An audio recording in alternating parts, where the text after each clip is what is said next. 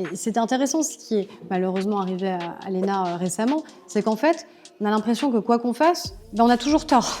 En plus quand il y a une femme. C'est-à-dire qu'en fonction de la tenue qu'on choisit, donc soit tout d'un coup elle était accusée de dérive islamiste, soit de l'autre côté elle était accusée d'être, pour le dire poliment, d'être une fille légère, parce que j'ai pas envie de reprendre les expressions que j'ai vues.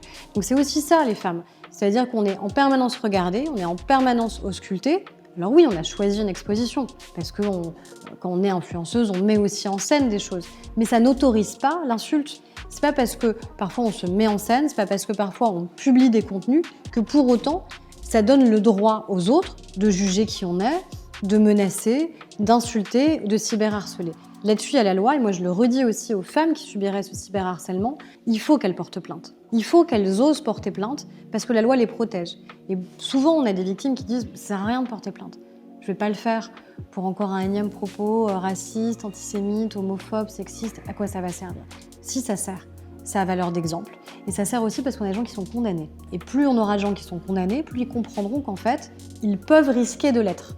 En espérant que ça les fasse un peu changer de comportement, voire même peut-être un peu réfléchir sur ce qu'ils ont écrit parfois et sur les conséquences que ça a pu avoir.